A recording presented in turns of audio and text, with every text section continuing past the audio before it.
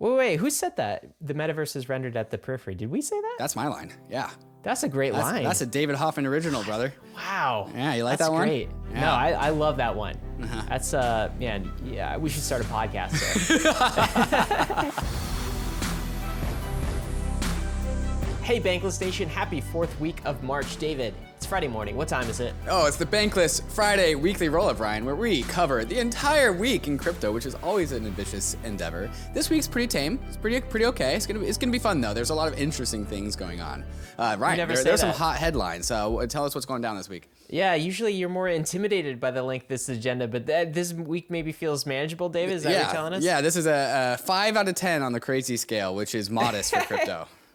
5 out of 10. All right. Okay. So here's what we're going to talk about. Yuga Labs, the apes bought the punks for 400. Well, actually, that happened last week. Okay. But this week, they just got $450 million in funding. Okay. What are they going to do with this? They're going to build a real metaverse. A real metaverse. And A16Z is in on this, of course. And we have the deck. We have the slide deck. We know exactly what they are planning to do. So we're going to comment on that. Also, Vitalik Buterin made the cover of Time magazine. This led to a lot of hilarious Twitter threads, I think. Hilarious Twitter antics, threads. yeah. Yeah. We're going to talk about that. Also, GameStop released their first NFT marketplace. That's out. It's built on Loopring, and the Loopring community is absolutely stoked about this. Couldn't be more excited. Number going up a little bit, so we'll talk about that too. And of course, more of our weekly cringe out of Elizabeth Warren. She's proposing new things in Congress, anti-crypto things, shadowy supercoder things. So of course, we got to comment on that because this sort of stuff can't happen in a free Western liberal democracy where property rights should count for something. So we're going to talk about that too. The consistency of cringe out of Elizabeth Warren is just, it's every single week at this point. But also, Elizabeth, come on the podcast because we're friendly and we don't bite. It's true. David, before we get in, we got to talk about the permissionless conference that is coming up. We are on the road to permissionless right now. This is going to be the DeFi conference of the year. Not just DeFi, also the Metaverse. Also, we're going to talk about like institutional stuff as well. A lot of people are going to be there. Who are some of the speakers you're most looking forward to seeing? Oh my God, some of my best friends out there. Justin Drake, we're going to be talking about ETH as ultrasound money, of course, on the verge of the merge, because this is happening. Is that a panel title? We're working to the verge of the merge, Ryan, because this is the permissionless is in 2 months.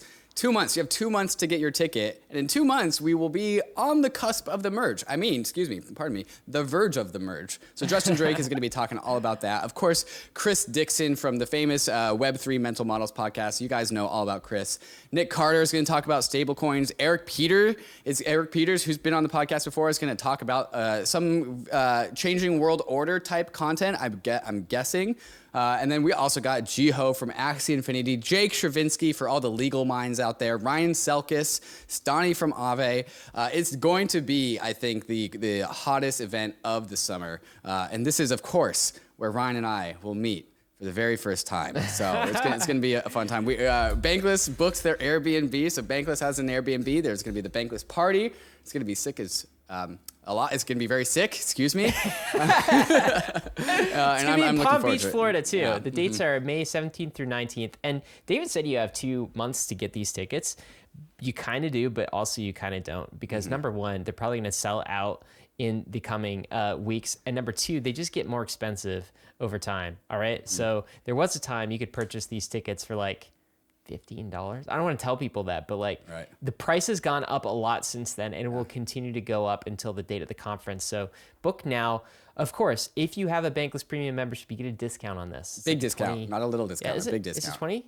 20%? 30%. 30%. 30%. A generous, a healthy discount. So go check that out. Pays for your whole entire premium membership. It really does. Some no-brainers there. Also, another no-brainer. Connect your wallet to Zerion. Zerion is like the best. Like when I first discovered Zerion getting into crypto, right? It's just like, oh my God, I can bring my assets to the interface rather than being locked inside of the interface, like with a Wells Fargo account. And they are adding features all of the time. Some of my favorite features that they've added recently is like multi-chain support, Ethereum optimism, so L2s, Avalanche's alternative L1s. They also have Phantom support. They just added Solana support. So this is like their first non-EVM chain. So you know how you have your assets scattered all over the crypto universe here? You can organize that. You can track them all in one single mission control center user interface for your DeFi antics. Also, David, there's some bridging capability here. Bridger. Time to be a bridger. I know you like to bridge. Yeah. So what can you do here? Yeah. So we're going to be in a multi-chain world. Whether with multi-L layer 1, multi-layer 2, it's going to happen. And you shouldn't have to go to the Optimism website or the Arbitrum website to go and use their portals. You should just go to Zerion because they got it all for you. You may imagine just like, a triple monitor, 5 monitor setup, and you have like this is what Zerion does. It's your battle station for the multi-chain world, and it makes it extremely easy to bridge to all the other layer 2s. One of the fun stories I like to tell about why people should load up their address to something like Zerion. Like the first time I did it, Ryan, you discovered things? Yeah, you know how you sometimes you discover $20 in your pocket? Yeah, like Zerion will tell you everything about the state of the tokens that you have. So there's a decent chance you have tokens that you aren't even aware of. So go check your pants pockets by loading up your address into Zerion. All that change in the cushions of your couch, shake all that out. Go find it. Go turn it into ETH. Yeah, I found some NFTs this way too because they have an NFT viewer. These are not my NFTs, but I was like, oh, I own some okay NFTs and they're actually like worth something, which is kind of cool to know, especially NFTs aren't worth as much as they were maybe a month or two ago. So. And then what happened next was Ryan pulled out his tax document and started updating it. It's true too. True story. Anyway, guys, go check that out. Go connect your wallets to Zerion and get this all in one place. Of course, we will include a link in the show notes because that's what we do for you. Market time, David. Bitcoin. What do you got to say about Bitcoin this week? Happy Bitcoin. Yeah? Happy crypto prices this week. Yeah, Bitcoin started the week at $41,000, ending the week right where it is right now at $44,000, up 7% on the week. A little bit of chop from A to B, but here we are at $44,000. So how are we doing the bulls are bullish. I thought we were down only. How are we doing this? This is like almost, it's rising above some of these local peaks, the last like early March peak. Is this a pre-war conflict peak here? Yeah, that's exactly right. We are starting to get higher than where we were pre-Russian invasion of Ukraine. That is crazy. And how about ETH? What's that looking like on the week? Same. Yeah, started the week at 2,800. That was the low, and we are currently just below 3,100. Basically, call it $3,100. We got up to $3,120 right before recording. Dipped a little bit down right below it. But again, chop between the A to the B at the start of the week to the end of the week. But overall, when you zoom out and look at it smoothly, it is a line up. I think I've told you before that like that 3K number is really important to me. Anytime it's above 3K, it's a good day, right? It's like it feels bullish. Feels like we're escaping 3K is bullish. The pull of the bear market. So wow, up on the week. And is this on any news or anything, David? Like why are we going up? There's a bunch of reasons I could hypothesize about. But I don't really have any strong conviction about any of them. So I think like the trade, if you're a trader, putting on your trader hat is just an overall mean reversion. So like Ryan, zoom out to like the 4 month time frame or something like that. 3 months. Yeah. Can I do that? Yeah. Yeah. So I guess the mean reversion trade has actually started to already kind of play out, going from 2,600 to like 3,200. But there's also the mean reversion trade of going from like 3,000 back to 4,000. And so like 2 different trade time frames for trades on the menu. But sometimes people are like, well, the sellers just got exhausted. And there's not enough sellers to keep on making price go down. And even though macro is still super bearish, crypto, like whenever crypto disassociates from macro, it's usually to the bullish side. And I think that's perhaps what's going on. Yeah, that's at some point, I'm definitely far from calling this sort of thing, right? I still believe we're very much in like kind of like a crab market season sideways action. Yep. But like at some point, prices get high enough, it does break the back of the bear market and the bear market fears. I don't know what price point that is for ETH. Certainly higher than 3,100. Yeah, certainly we still have higher. room to go. Do you think it's all-time high? Like, what are we all-time high for ETH? I mean, okay, so we're going to look at some, we can definitely look at some trends, right? 4,600. 4,600, but also like if you, can you make that window go away? Like the 3,300 number is kind of where we were hanging around 3,300 between August and September of 2021. We were hanging around 3,300 at the start of 2022 before we broke it down. So I would say breaking 3,300 and getting into the area between 3,300 and 4,000 is like Starts to feel that's on the verge of healing? next window. And then it's just absolutely confirmed by the time we get above 4,000, obviously, because you know bullishness begets bullishness.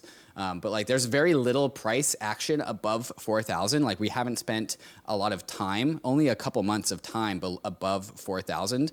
And so like above 4,000 is price discovery. And so like if you're not into the trade by then, you've like kind of missed out on it a lot. But like that's when you can kind of start to ask yourself like, well, there's not really much information here about what happens next. Therefore, you have permission to be bullish about price discovery once again, especially because it's not going to just like zoom from 3,000 to 4,000 and like it's not going to do it in 1 month. I mean, right. it's done it before. It could do it, but like it's probably not. But like you start to look out at the 2, 3, 4 month time horizons, and like that's when the merge happens. So once again, the alignment between the timing of the merge and the shape of the charts is interesting, and we will actually be able to see that, Ryan, when we look at the ETH BTC ratio.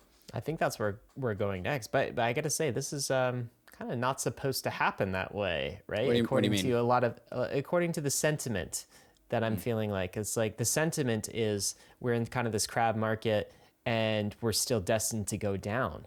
But it seems like we're kind of starting to reverse those trends, and we'll see if that continues. But what's the ratio? Sentiment doesn't cause market action. It generally follows it.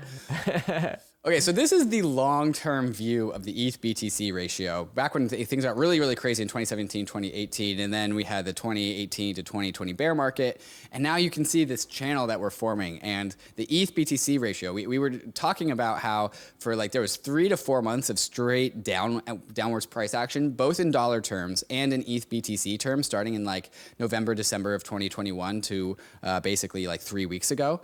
And we bounced off the bottom of that trend line, and like kind of the self-fulfilling prophecy meme is that you bounce from trend line to trend line. And so we go from 0.07, 0.065, where we at the bottom, to like something like 0.09, 0.095, which is really bullish. What's our flippening watch number for this? Oh, I know that one. 0.158, Ryan. I do have it memorized. At 0.158. Yeah. So we need basically a doubling, a little bit more than a doubling of the ETH price with the current Bitcoin price staying steady to flip it. Yeah, it's pretty high. It's pretty high up there. But never been there before. Never. No, we have not. The spikes on the very far left. This is Coinbase. The spikes on the very far left are noise. You don't see that on any other chart. Fun fact. You got it. Okay, cool.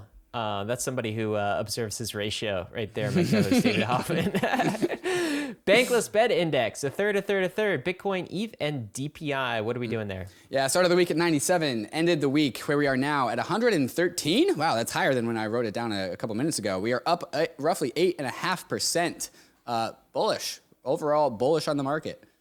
Hey, we'll take that. Let's talk about these outflows. It's really cool when we see big outflows. I think you can track it all on chain. This is Into the Block doing it. The largest outflows in 2022 so far, over 180K ETH was withdrawn from centralized exchanges in a single day. The last time such a magnitude of ETH left exchanges was in October 2021, preceding a 15% price increase within 10 days. Also of note, 190K ETH was also deposited into Lido's staking ETH contract, into the Lido staking pool. What's happening here? Are people like withdrawing their ETH to stake it? Is this like merge hype catching up with like the actions of the market now? Is this what we're seeing? Well, I mean, this happened at around the same time that we saw a very large increase in the validator queue, the queue to get into ETH staking. For those that don't know, you can't just like go and send your ETH to a smart contract and begin staking. You have to enter and exit out of a queue, and that queue is just meant to stabilize the security around the proof of stake chain, right? Like we want to make sure that this security of the chain doesn't go up and down too fast. So they have like a bottleneck to you gotta wait to get in and out. The wait to get in, I think, is above. And by the a way, you couple can't weeks get right now. out right now. Just for Yes, everyone. correct. So it's a one-way ticket now, but there will be a way out, and we'll also have a queue out. Yes, yeah. And so, I mean, you tell me that there was significant outflows out of exchanges and there's significant ETH queuing for the validator. Like, well, I mean, I know how to interpret data. Do you? Do you know how to interpret bullish data, David? I think so. Yeah. Okay. Plus, like the other reason why this is always bullish, we always like to see, for a number of reasons, why Ether leaving exchanges. Same with Bitcoin. Bitcoin leaving exchanges, going into either like private keys, self-custodied addresses, or smart contracts. One is bullish just because a lot of price discovery happens on centralized exchanges. Centralized exchanges determine what the price is. So any new buying demand goes onto centralized exchanges first. And so any new demand for Ether is now that there's 180,000 less Ether on centralized exchanges, $1 worth of ETH purchase means a lot more to the price, just because things are a lot more sensitive when there's a lot less Ether on secondary markets. There's a lot less volume, and so that's the bullish side of things. There's also the philosophical side of things. Is we have 180,000 more Ether that's bankless or bankless Ether. There's people using smart contracts, people using DeFi, people moving their Ether out of centralized exchanges, which definitely seems to fit the narrative, the trend of the last 2 months or so of nation states like looking over at crypto and being like, I don't like what you guys are doing. And so then, you know what we do? We withdraw our Ether. We're going to sanction you. Yeah, that's the name of the show, is Bankless. So 180K in one day just went bankless. More assets, more bankless. It's awesome. This is why this is the world we're here to build. Decentralization, absolutely. Let's talk about the world Do Kwon is here to build. We talked about this a little bit. You like these segues. They're getting better, Dave. Yeah, they are getting Do better. Kwon reveals a plan to increase USTs, that's the stablecoin on the Luna network, the Terra network, I should say. Bitcoin reserve, just jack that up to $3 billion. So last week we talked about Do Kwon saying, hey, eventually I want at least $10 billion worth of Bitcoin backing UST. So UST is like an algorithmic stablecoin. Primarily, it's backed by Luna, the value of Luna. And we've seen a lot of algo stablecoins, like not to be like the old geezers on the podcast, but like you and I have seen a lot of algorithmic stablecoins rise and fall in our day.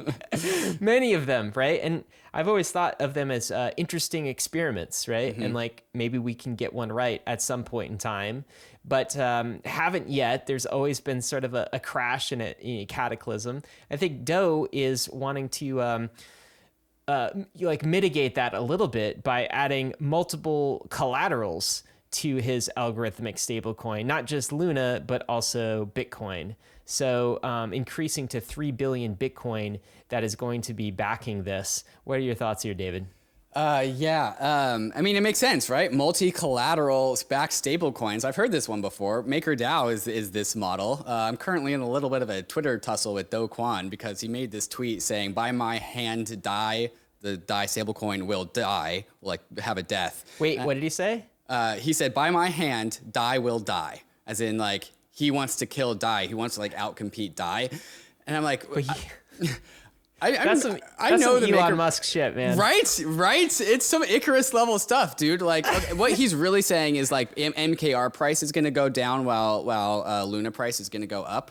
But like, dude, you can't kill DAI. It's like one of the most battle-tested decentralized stablecoins of all time. Like, sure, we can talk. Your elders. We can talk. Yeah. Plus, you're just recreating the MakerDAO model in a different way. Anyways, there's more steps in some ways, right? There's more custody. Although you know, Maker and DAI, to be fair, has a lot of like centralized stablecoin backing it at this point in time. Certainly. But go on. Say more. Okay, so I tweeted after to his response, my money's on DAI, as in like, no, Do Kwon, you're not going to kill DAI. And so on Twitter, he gives me this. Let's see if I can. That's not gonna work. Is that Nick Cage? Like, yeah, it's Nick Cage going, oh really? And then does like the empty brain meme, just making fun of me. And like, it's just always funny when I see like L1 founders engaging in just like kind of degenerate Twitter antics. Anyways. I have DMs out to Do Kwon to do an AMA on Bankless, all about what he's up to with Terra and all this. So all of the Luna shills that are in my DMs trying to get me to get Do Kwon on Bankless, go to him. Go to him. Tell him because he has the invite. He has the invite. DM's inbound, Do. We'd love to have you on the show. Want to talk a little bit more let's about talk about this. About stablecoins. Hear about your plan to kill Dai. I'd love to hear it. Also, what's going on here? We've got I guess a burn watch we should talk a little bit about. So 6 billion ETH has been burnt to date. $6 billion worth of ETH has been burnt. We're not even a year into EIP 1559, David. We got 6 billion ETH burnt. But also, the burn rate right now, as of when we are talking about this week and the last couple of weeks, has plunged to a 7-month low. That is why, because gas fees are low, because block space demand has decreased. So transactions are cheaper. A byproduct of that is we actually burn less ETH. Even though we're burning less ETH, though, we're still burning a lot. This is ultrasound.money, again, where you can simulate the burn on the 1 day, for instance, in a post-merge world. When's the merge going to happen? I don't know. Is it June, David? June to August. Maybe we'll talk about that. June to August. We'll talk about that. We would be still burning 0.9% of total ETH supply per year. So that would be deflationary. That would be ultrasound ETH in this scenario, post merge world. So still a lot of ETH being burnt, and but not as much as before. What are your thoughts here, Ryan? If the amount of Ether that was burnt was a token on CoinMarketCap or CoinGecko, it would come in 24th, right ahead of Bitcoin Cash. It would be the 24th highest market cap token, the amount of Ether that's burnt. So there's your fun fact for the day. Oh, that is a fun fact. We haven't talked about the burn in at least 3 or 4 shows. So, got to bring it back because it happens. I bet we have. On a weekly basis. Don't fact check us. Yeah. Don't fact check us, Bankless Nation. Okay. Maple Finance, they just originated $1 billion worth of loans. This is a protocol for DeFi services for institutions, which is kind of cool because I think that fixed is money markets, aggregation of loans, And that's a theme of today's episode, which is hey, the institutions, they're not coming, they're already here, and this is them here in DeFi. So what is Maple Finance again? Can you refresh us? Yeah, it's a fixed money market. It aggregates a bunch of loans and simplifies it, and it just makes life easier for institutions who are trying to get yield in DeFi. Maple Finance has been grinding for years. I remember talking to them back in my realty days, 2019 to 2020. Australia based. Yeah. So definitely true to the good ethos, true builders of good DeFi products. So just tip of the hat to Maple Finance. Congratulations for breaking $1 billion. Look at this. Congratulations on this tie, Sid Powell from Maple Finance. Hey, that's what happens when you have to deal with institutions. You wear ties. Yeah. That's just for the headshot, right? Yeah. All right, guys, we will be back with the releases of the week and, of course, the hot news of the week. We're going to get to Vitalik on the cover of Time and some other things. But before we do, we want to thank the sponsors that made this episode possible. Living a bankless life requires taking control over your own private keys. And that's why so many in the Bankless Nation already have their Ledger hardware wallet. And brand new to the Ledger lineup of hardware wallets is the Ledger Nano S Plus, a huge upgrade to the world's most popular hardware wallet. With more memory and a larger screen, the Nano S Plus makes it easy to navigate and verify your transactions. And the paired Ledger Live desktop app gives you increased transparency as to what is about to happen with your NFT. What you see is what you sign. The Nano S Plus gives you the smoothest possible user experience while you're doing all of your crypto things. So go to the Ledger website to check out the features of the new Ledger Nano S Plus and join the waitlist to get yours. And don't forget about the Crypto Life card, also powered by Ledger. The CL card is a crypto debit card that hooks right into the Ledger Live app, right next to all the DeFi apps and services that you're already used to doing, like swapping tokens and staking. So if you don't have a Ledger hardware wallet, go to ledger.com, grab a Ledger, and take control over your crypto. If you're going bankless, you need MetaMask. This is your tool to unlock the world of DeFi without giving up custody over your private keys. MetaMask is both a secure in-browser wallet and also a secure bridge for your hardware wallet. You can now trade tokens on any DEX or aggregator. MetaMask Swap gathers real-time pricing information across all the DeFi exchanges, allowing you to select your best price while getting all the MetaMask benefits of self-custody, lower gas costs, and increased transaction success rates. MetaMask also has a fantastic mobile wallet that I use when I'm out and about, which I use to collect POAPs, NFTs, and do all my DeFi things while I'm away from home. If you haven't downloaded MetaMask, you gotta try it out. Web3 wouldn't be the same without it. Download MetaMask for desktop and mobile at metamask.io and load up your Trezor, Ledger, Lattice, or Keystone hardware wallets so that they too can get into the world of Web3. Polygon is Ethereum's largest and most vibrant scaling solution to date. With millions of monthly users and all of the biggest DeFi apps, the Polygon ecosystem has turned into a blossoming metropolis of DeFi activity. Transactions on Polygon are quick and cheap, allowing users the freedom to achieve their DeFi goals, all while being economically anchored to Ethereum. But Polygon isn't just the proof-of-stake sidechain. The Polygon team is building a suite of scaling solutions, including Polygon Hermes, Maiden, Nightfall, and Zero, all with different design choices in order to be optimized for all possible crypto use cases. If you're a developer who wants to build on the Polygon ecosystem, go to the link in the show notes to check out their fantastic documentation. And if you're a user who just wants to experience fast and cheap DeFi, you can bridge over your ETH or other tokens and start playing around with any of the thousands of applications that are available on Polygon. All right, guys, we are back with the releases of the week. Got to start with this release. This made some waves. Loopring's LRC, their LRC token is up. And that's because there was a beta release of GameStop's NFT Marketplaces built on Loopring that was just released. This is a little bit of what it looks like. You can connect your wallet. You can add funds to Loopring's layer 2 here. GameStop plus Ethereum layer 2.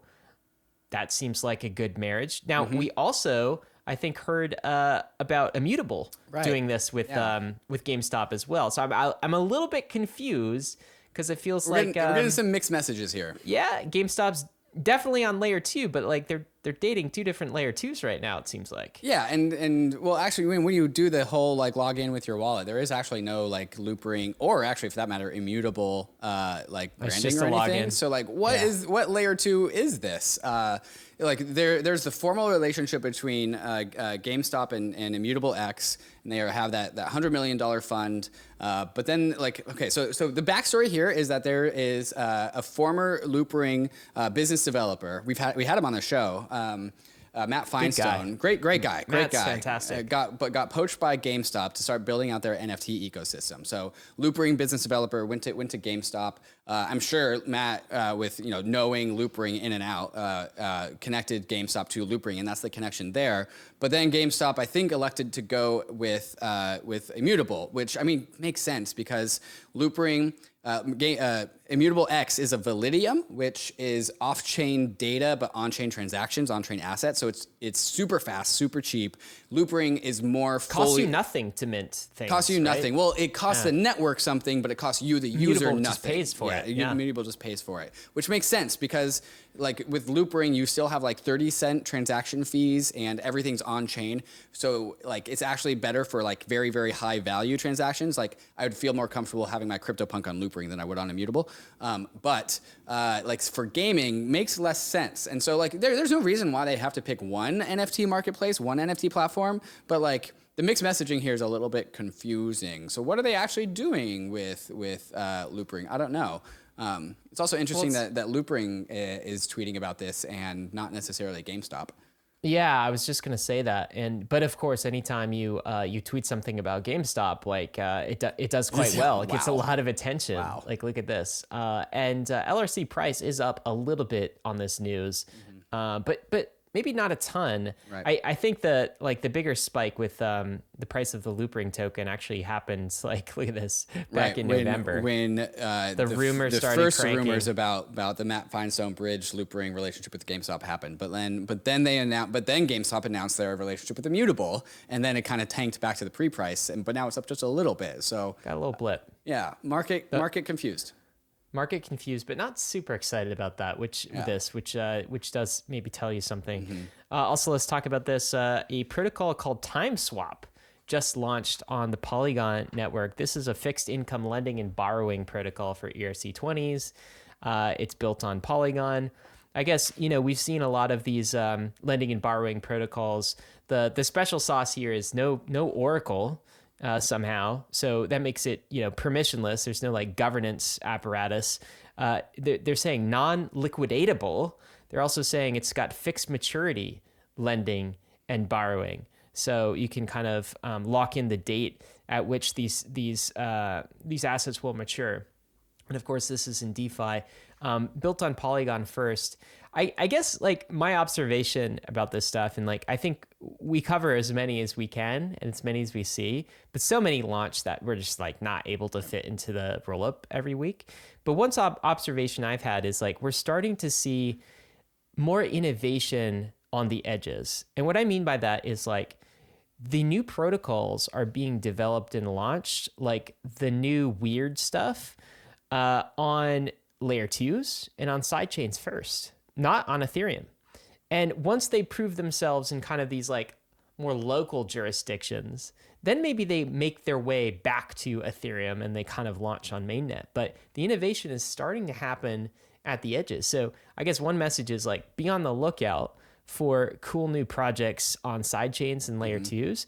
That's where the action is going to be. That's where the innovation is going to be in the future. The alpha is always on the frontier. That's why we have the going west metaphor. It's the new frontier. Oh my God. Yeah. We were in Colorado, I guess. Now we're just headed. We're headed west towards towards California, going to the gold rush. Baby. Yeah. Come visit me. Just more and more space. And this makes sense, right? Because innovation needs to have cheap fees. If you're going to take risks, you need to have cheap fees. Because why would you take risks when you have to pay the fees of the Ethereum L1? So I think the process for this is that developers, and the cost of innovation goes to zero on the layer 2s. Developers are free to experiment, are free to innovate, and then they are free to experiment and get their product market fit. And then if they do get it, it justifies returning back to Manhattan, back to the L1, and you can have your ceremony of just like, yo, we made it, guys, by deploying your contracts on the L1 because you have proven that there is sufficient demand to justify it on the layer 2.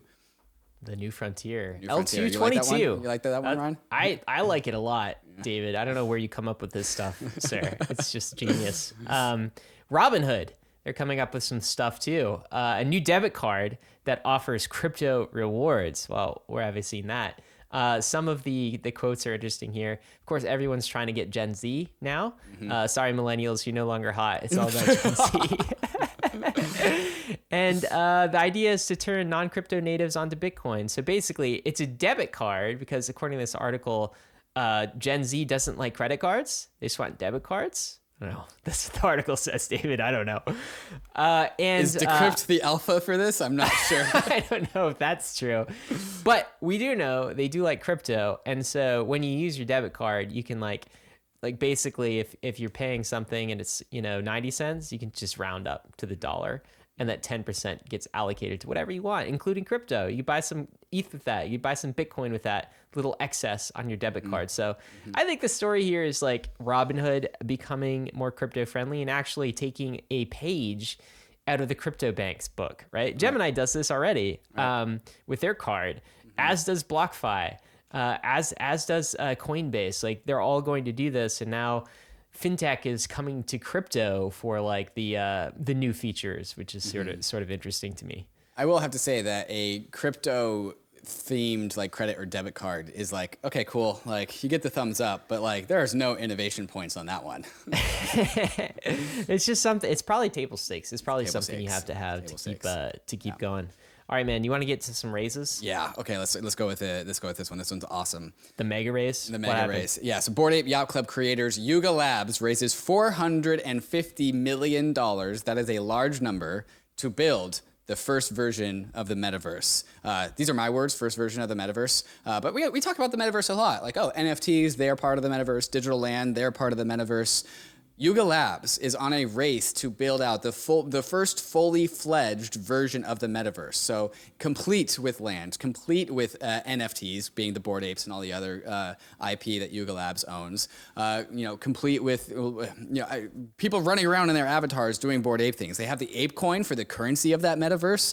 So they are not doing just one part of the metaverse. They're doing the full entire metaverse. This funding round evaluates Yuga Labs at $4 billion. And like using that kind of like frame of reference for what Yuga Labs is building, as a team that has been known to execute very, very well. Remember when Bored Apes used to be considered like the poor man's punk, and now they're almost like 2x the floor price of punks. And how they just like bought like punks last week. And they bought the punks. Yeah. Yeah, I remember that. And so like people are looking at the ApeCoin drop at the current valuation of $13 billion and being like, that is ridiculous. That's way too high. Usually airdrops happen, they have a spike of interest, but then they just basically bleed to zero. People, in my mind, are valuing this ApeCoin based on the value of like a completely fully fledged first functional metaverse ever coming out of Yuga Labs. Right. And so that is the value. $13 billion. That is absolutely insane. $13 billion airdrop. That makes the minting of a Bored Ape perhaps one of the greatest investments of all time. I think it was 0.08 ETH to mint an ape, so that's now like 100 ETH. Don't remind me, okay? That's painful. But then you also got the ApeCoin airdrop, Ryan. You also got probably I think they got Mutant Apes airdropped as well. Maybe they had to mint those too. Minting an ape, one of the best investments of all time. Dude, I would. You know what? Maybe William Peaster can do a metaversal post on that. You know, I'd love to see the best NFT investments of all time. Like compare like the original CryptoPunks. Like mint to this. But this is their slide deck, okay? It's bullish. It's a pretty Chad deck. It's a Chad deck. Well, when you've got a slide that just lists like, 12 different celebrities and their names are Shaq, Post Malone, Snoop Dogg, Justin Bieber, Timbaland, Future, the Biebs, Neymar, Serena Williams. And they're all like apes, right? You've done something really well to kind of penetrate. And this is all about, there's so much in this slide deck. We'll include a link in the show notes, and we think like our conspiracy theory, right? Is like, I think you said this, that this was probably leaked to hype up what they're doing. So people like Bankless would go talk about it. The intentional leak. Yeah. So this is basically like they're saying everyone's done crappy versions of the metaverse. No one else gets it. We have the brand and the ability to actually pull off a metaverse, the thing that Zuckerberg is talking about, like that's the thing that we can build and we are going to build. And ApeCoin is the currency of this. The NFT early community and all of our brands will be sort of the NFT layer, and come hang with us. And, this is going to be really awesome. And now all we have to do is build it. So if you want to hear more content about this news actually dropped while we were live streaming on the State of the Nation on Tuesday about this exact topic. So you can go watch that State of the Nation. It's about Yuga Labs buying the punks, but we also talk about what they're building. We had a number of builders on that show who were saying like, okay, yeah, Yuga Labs executed on the branding behind Bored Apes, but like building a metaverse, building digital land, and all the other things that they're talking about, like that's hard. And that's something new. So sure, they have the ability to execute in one domain. Does that mean that it carries over to the ability to execute in like 3 other domains simultaneously? TBD. I kind of agree with that take, which is like you have one category of execution that you've absolutely crushed, and that is like narrative building, story building, branding, marketing, total points there. You total crushed it. But the metaverse, that is a different type beast. Of execution ability, right? And the question is, can you now pull that off as well? And I guess we'll have to see. But they're definitely funded to do that. A16Z was involved in that funding round. They did their profile pic of whatever Bored Ape that they hold. 3D glasses, Bored Ape with an astronaut suit. The astronaut suit's a nice touch. You like this one? Yeah. They put it as their profile pic. For a very short amount of time. That's one day. The announcement day. The announcement day. That's all you get. Yeah. Just one day. Okay, let's keep moving. FTX is backing a $500 million crypto gaming platform on Terra, what's super interesting is these alt layer 1 ecosystems are also accruing their own funding, funding rounds too.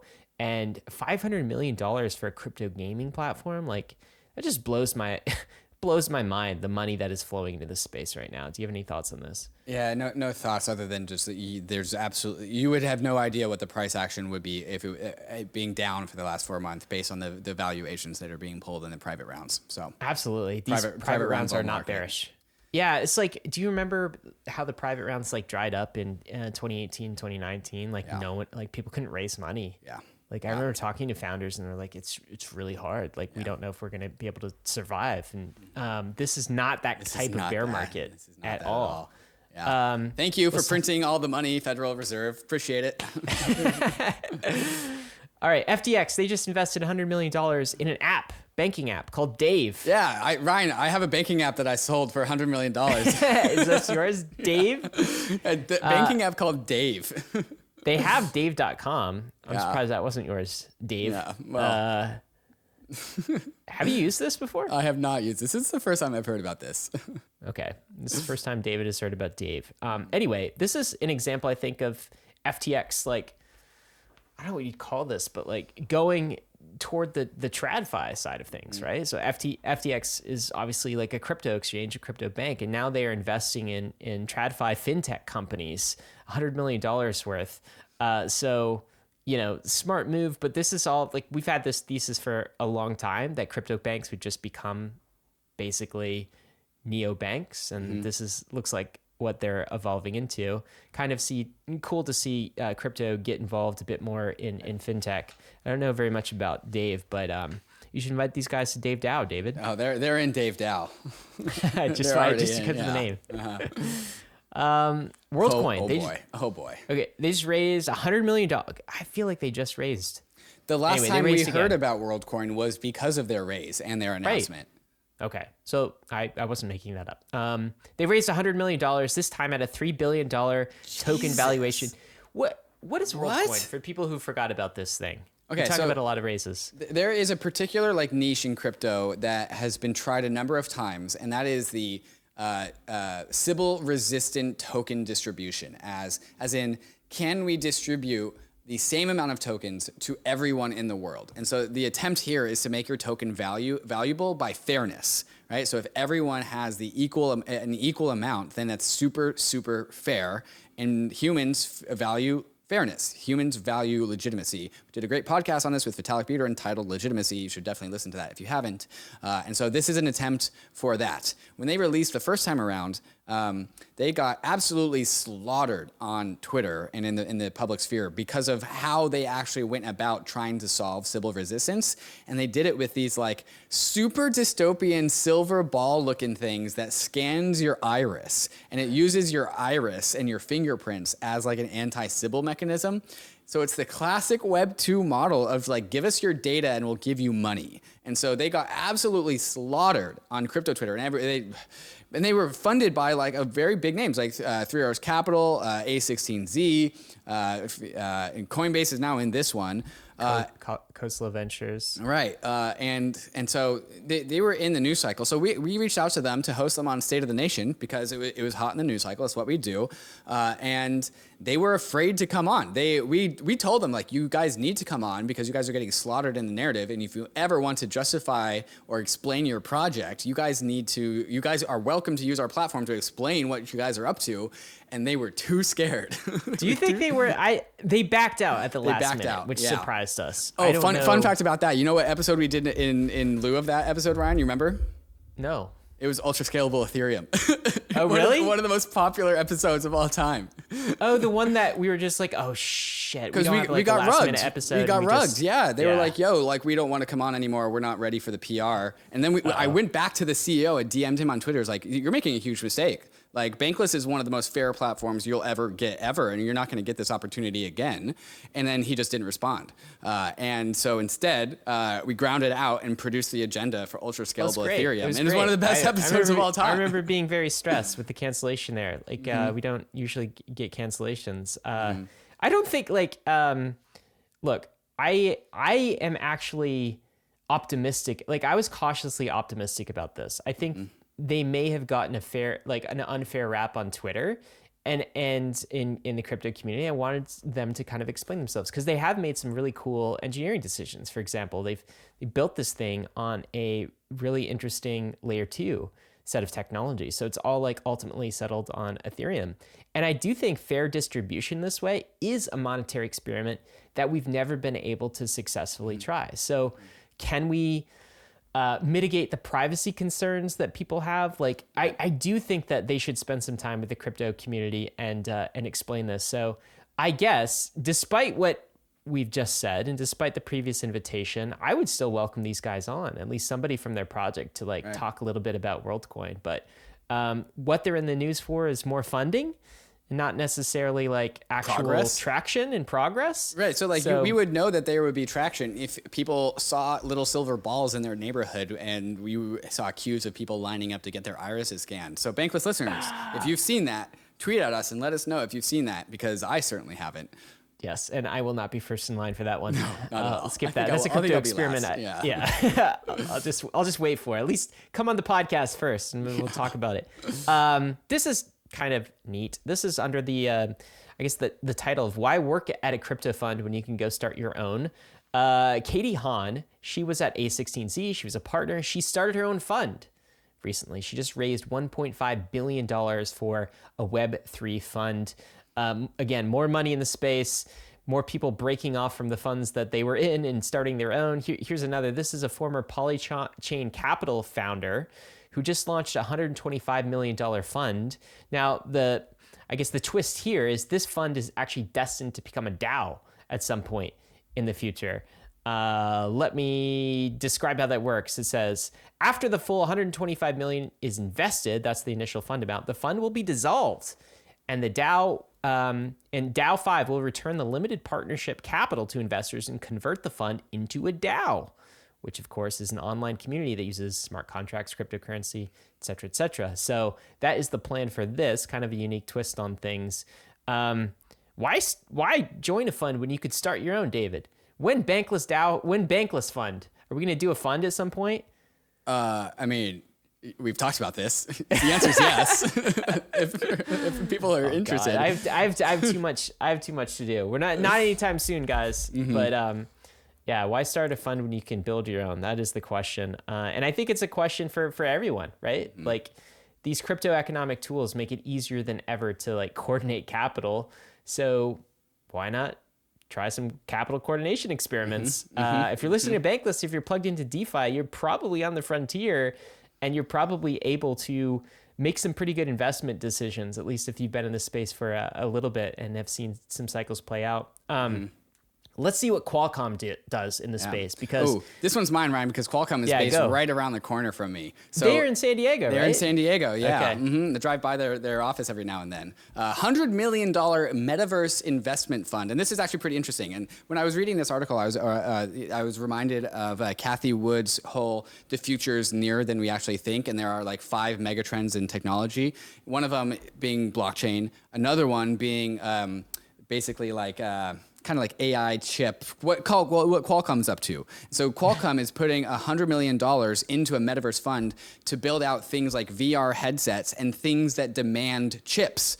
So they are investing in the Metaverse because they think the Metaverse will create net new demand for microchips, for silicon semiconductors. It's like the hardware side of the Metaverse. Hardware side of the Metaverse, right. And so this is the intersection of industries coming together to build out the future. And so, reminder, the Metaverse is not just crypto. It is so many more other things. It is data centers and servers that can host persistent state of many, many different people from across the world, like significantly more massive MMORPGs. We need chips for that.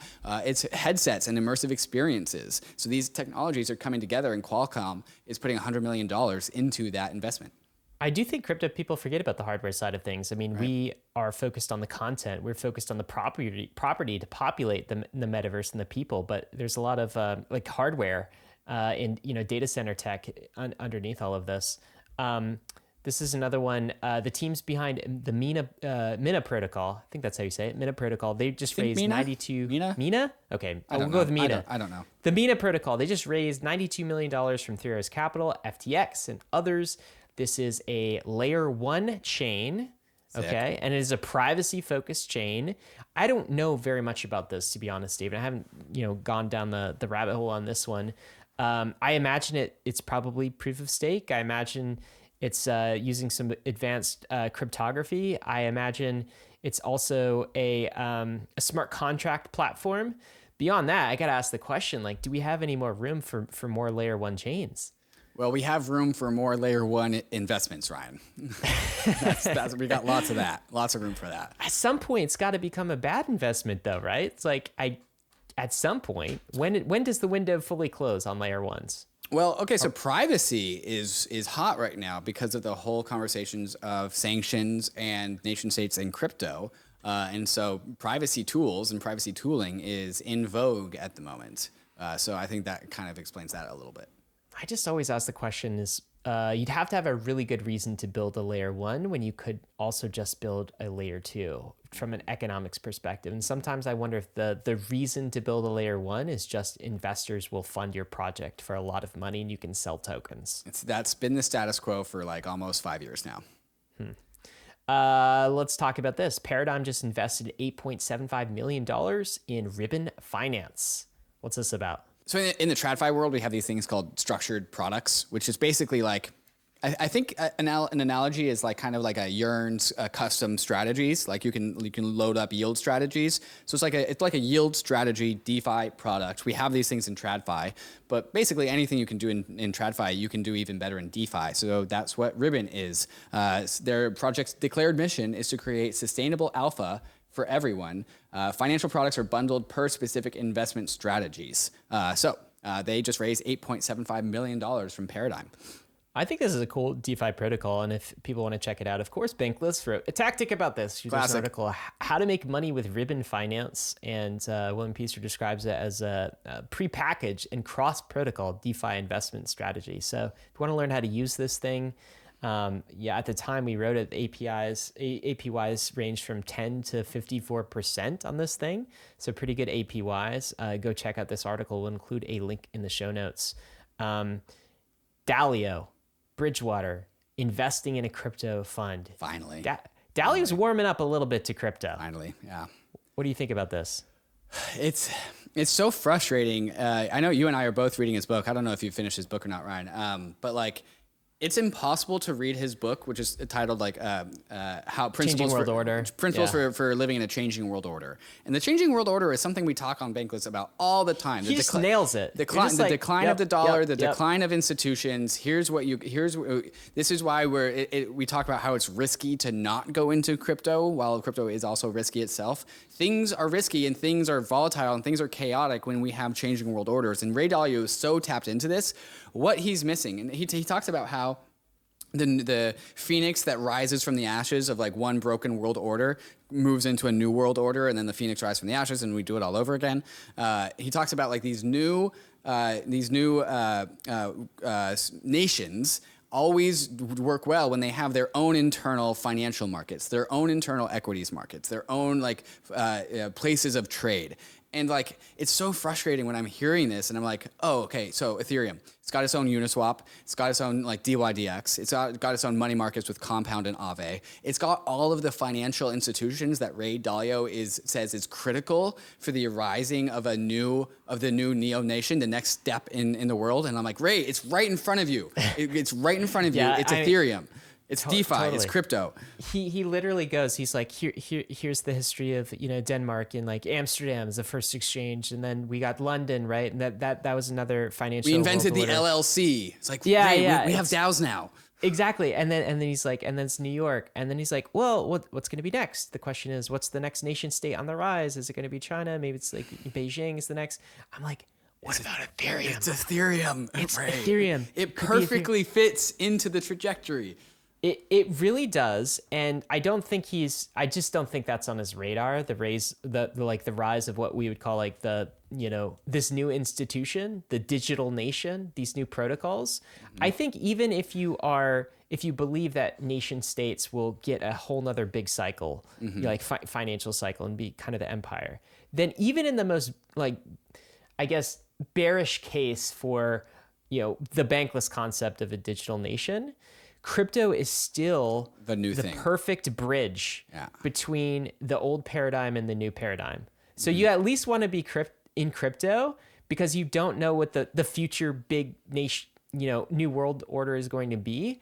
And so you want to be in crypto in order to get across that bridge, because crypto is going to be essential for getting across the bridge and establishing a new world order. So we tend to think that, hey, the new world order will probably be based on crypto because it's the only credibly neutral institution to actually do the job in the digital era, right? It's going to just slurp in all of the value, just like the internet has slurped in all of our, communication content. But even if you don't believe that that's true, crypto is going to play a massive role as the bridge between old paradigm and new paradigm.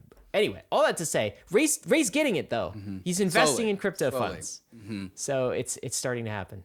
There's a reason why we call it the Bankless Nation, and it's not just because it's a good name. It is a direct reference to exactly what Ray Dalio is talking about. We're building new nations in the sky, and they shall be bankless. There you go, guys. If you want to get into the new nation, you got to get a job in crypto. That's what it takes. We got some fantastic jobs. We tell you every week to get a job in crypto. I think we just got a massive dump of new job postings on the Bankless job boards.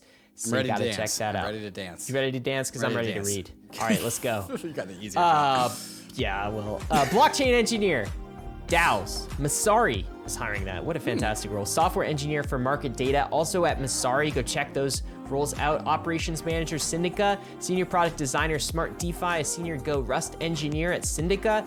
A senior full stack engineer at Syndica. A senior software engineer, Airdrop Labs. A product manager for crypto at Nori. A Bankless web developer at Bankless. An editor at Bankless as well. Senior product engineer at the Bankless Academy.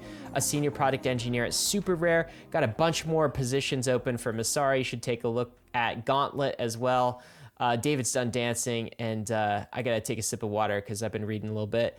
I would like to emphasize the Bankless web developer would be in charge of building out one of the coolest websites of all time. I shouldn't even call it a website. We need a better name for it. But if you want some alpha, you got to apply to be the Bankless web dev. If you are a talented web dev who wants to lead Bankless into the world of Web3 and into the frontier, pay attention to that one. Yeah, why would you not? Get a job in crypto. Companies are still hiring like crazy. This is not like the last bear market. This is a ton of hiring going on. All right, man. Well, let's get to news, okay? Yeah. And let's get to Vitalik on the cover of Time magazine. Look at this picture. Looking like an absolute king. Well, he's not a king. He's the prince of crypto. Excuse me. It's on the cover of Time magazine. It says, the prince of crypto has concerns on Vitalik's shirt. And then it says, Ethereum creator Vitalik Buterin fights to fix the world he created. And this isn't anything new. Vitalik in 2017 made similar sentiments on Twitter saying yo, if this whole industry just turns into pump and dump ICO Ponzi schemes, I'm out of here. Out. Yeah. And then the bear market happened, so he stayed. Thank God. But now once again, it's always the hotline. Vitalik's a very pragmatic, modest person. When he sees all the scams in crypto, he's like, yes, those are bad. I don't want Ethereum necessarily to be used for these things, but I understand the value of open permissionless systems. But it's a really, really hot line for something like Time Magazine to be yo, the guy that invented crypto says it's bad. But you know what? That's a catchy look. We do it catchy. too. We call it legit bait, okay? Which is you say something, but it has to have some legitimacy. And in the article, which was absolutely fantastic, I think everyone, if you got 15 minutes, go read this article. Vitalik does put in place some of his criticisms about the current state of crypto, and many of these criticisms are always well reasoned, but they're also very valid. But yeah, they put him on the tech, but not everyone liked this image of Vitalik, David. So when this got out, of course, everyone in crypto was very excited to see Vitalik. And if you've met Vitalik, I mean, this is pretty much what he dresses like and what he looks like. This is tame Vitalik. but there's no pretense in the guy. Like Right. you're never going to catch him in a suit and tie and fully buttoned up. And Usually it's in a unicorn t-shirt. but I mean, some of the responses, some of the quote tweets on this were absolutely like Ridiculous. mean. Yeah, pretty terrible because crypto has a bad rap, right? So here's a quote tweet from the Time article. This guy looks like the clone of Tom Brady. Can you go back to the other one? This guy looks like the clone of Tom Brady, keeps locked in his basement to periodically feed on to stay youthful. My God. Yeah. There's a few others. This is if Tom Brady was on dog food. How is it possible to be this rich and still be ugly? Oh my God, get a hair transplant or a Botox or a new wardrobe, something. Okay, this one, I want to dwell on this one. This is why I love Vitalik, because he doesn't care about his image. He is a person. He is him. And like he shows up in ruffled hair that he didn't comb, and it's in a unicorn t-shirt because he has no ego. And who do you want most to be the founder of your crypto project, to have someone with zero ego? We are missing L1 founders with zero ego in this world, in my opinion. There's not very many. There was Satoshi, I think. There's Vitalik, and I don't know if who there's else. another I can think of. Maybe Zuko. Zuko is a pretty cool guy. Mind. Yeah. Mm-hmm. A fantastic person as well. My wife actually sent me this one. It was like, oh my God, everyone's being mean to Vitalik on the internet. Like I could do something. But I did. I tweeted out. I was like, most of the comments here suck. And this is so true. Vitalik is one of the best human beings I know. He'll be remembered as a historical figure of monumental importance. Petty people can't get past how he looks in this image. We don't deserve him. I 100% stand by that. That's the right take. One of the best humans I know. Not only that, I think Vitalik is going to be remembered across history. Like he is going to be one of the most important people, I think, of this century for his work in Ethereum, but the other things he's going to do in life as well. And it's super petty that people just take this picture and use it to insult him. Pretty annoying actually to me, but we got a funny exchange out of it, David. I'm reminded of the Layer Zero I did with Santi Siri from Argentina, and he called Vitalik, while he walked around Argentina in his like sandals, he called Vitalik like this monk figure. And I think that's a very, very apt description of Vitalik, right? Like has no is not interested in material things, is mostly interested in making good things happen for the world. Very polite, very respectful, very grounded. Even very grounded individual. Yeah, I know both of us have had the opportunity to interact with him on a number of occasions, and he's just a fantastic human being and represents the best of us, and I think the best of this industry as well. But at least we got some fun out of this as well, because there was some back and forth on the Tom Brady. Why don't you tell us what happened here between Vitalik? Vitalik can take a joke. He can take a joke very, very well. He's been used to getting just berated in all different capacities ever since he's been in crypto. So he retweets all of these like terrible comments on him on Twitter, and he goes, "The quote tweets on the new Time article about me are truly amazing. These are barely even cherry picked. It's pretty much one piece of awesome after another. Highly recommend scrolling." And then he follows up his own tweet saying, "I don't even know who Tom Brady is. Had to ask people around me. My best guess is that he is the actor from Mission Impossible." And so there's like he quote tweets like Cruise Vitalik. Yeah. Sorry. So he quote tweets like four tweets like calling him Tom Brady. He's like, anyone else looks like Vitalik looks like Tom Brady on meth. Bro looks like a dystopian Tom Brady. Tom Brady was a reverse Captain America's super soldier serum. The Prince of Crypto kind of looks like Tom Brady after 2 years of retirement and no weightlifting. No. Okay. And then what happened? Tom Brady retweets Vitalik's tweet saying, "I don't know who Tom Brady is." And Tom Brady says, "What's up, Vitalik? You may not know me, but just wanted to say I'm a big fan of yours. Thank you for everything you've built in the world of crypto. Otherwise, Autograph wouldn't have been possible, his NFT platform. Hope I get to meet you someday. You're the GOAT." Which is a tip of the hat to how everyone calls Tom Brady the GOAT. He's like one of the most Super Bowls by all time ever. So the GOAT of Super Bowl of football is calling Vitalik Buterin the GOAT. Hey, real recognize real. Also a slight shill of his Autograph platform. Yeah, but also real recognize real, like one goat seeing another. It's really cool to see, and I love that the story came together that way. Anything else on this, David? No, it was a good story. It was a good story. The last time we saw Vitalik engage with celebrities, it turned into a really funny video of Mila Kunis and Ashton Kutcher and Vitalik in the living room. So I'm hopeful something like this happens with Tom Brady. Yeah, absolutely. All right, man. Let's move on to some other Ethereum stuff while we're talking about Ethereum. And, we got to just mention EIP 4844. Okay, I'm going to say that again because this is the first time we've talked about this Ethereum improvement proposal. That's what an EIP is on Bankless. EIP 4844. Remember the name. Remember that number, okay? Because it is like 1559 in that it is going to be of that level of significance, I think, in the future. We don't talk about EIPs very often, but this thing is worth talking about. Now, we're not going to go in detail. It's probably a bunch of future Bankless articles and probably some shows that we'll put together for you in the future. And there's kind of no rush because it's still in the early stages of development. So we got a long time on this one. But David, could you sum up what EIP 4844 is going to do for us? Yeah, it's a new type of data sharding structure, which takes a leaf out of distributed systems like BitTorrent. It kind of copies a BitTorrent model.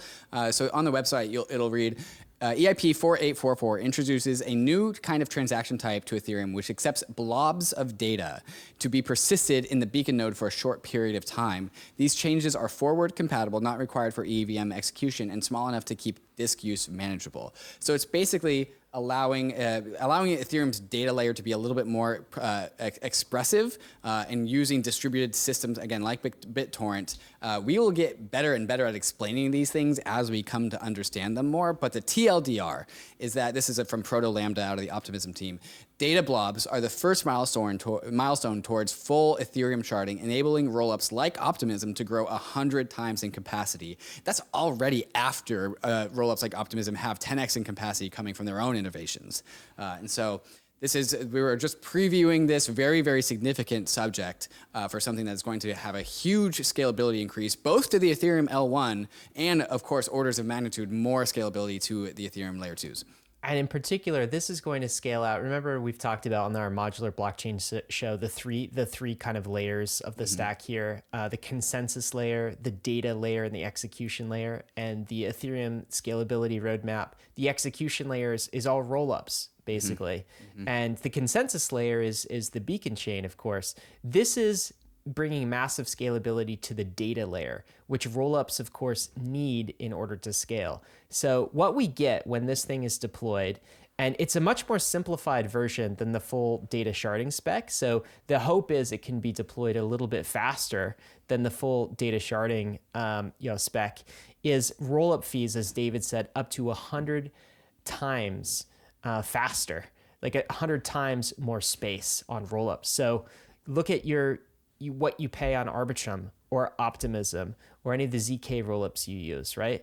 And it's going to be 99% less in terms of costs. So if you're paying 1 cent now or 10 cents now, you're going to be paying like fractions of a cent in the future for a transaction. So lots of cool stuff to unpack there. And we will unpack it in the future, just not on this particular episode. While we're talking about that though, David, should we talk a little bit about the merge? Because some people brought to our attention that we should emphasize something. Yes. Okay. Yeah, what should we emphasize? Last week we went through the Superfizz's analysis on 5 different points that indicate that the merge is coming in June, and then we talked about how bullish the merge is and emphasized June. June is possible, but it is not. It's not fact. It's not canon. So the merge is coming perhaps sometime in Q3, sometime between June and August, but it could also come in 2024. It could come in 2025. It could come in 2030. It'll be ready when it's ready. Bankless is not the oracle for when the merge comes. That's what the developers' job's for. So apologies if any of the Ethereum developers felt any pressure by the narratives that Bankless likes to beat the drum for. The merge is would the merge, if it came in June, that would be fantastic. People are hypothesizing that it'll be sometime between June and August, but June is not actually scheduled. That's just a estimation. So I just wanted to say that. And I do think that people got a little bit skittish after there was a bug in the Kiln testnet, right? And they were just like, wow, given that bug, the June date might not happen, right? And so that's some of the feedback. Anyway, there's still a chance it happens in June. Still a chance. Of course. But it could also be July. It could also be August. It could also be later. It's ready when it's ready, as David said. The best time for the merge is when it's time for the merge. Which is this summer. I don't even know if that makes sense. I don't know either, but moving on. This summer. Let's talk about NFT stuff. And first we got to talk about a pretty massive phishing scam. Not because it's the biggest in dollar amounts, but because it seemed like it was targeted and very sophisticated. We've had Arthur 0x on the show before. He is the founder of Defiance Capital, which is a DeFi firm. He just got $1.7 million worth of NFTs yoinked from his Ethereum wallet.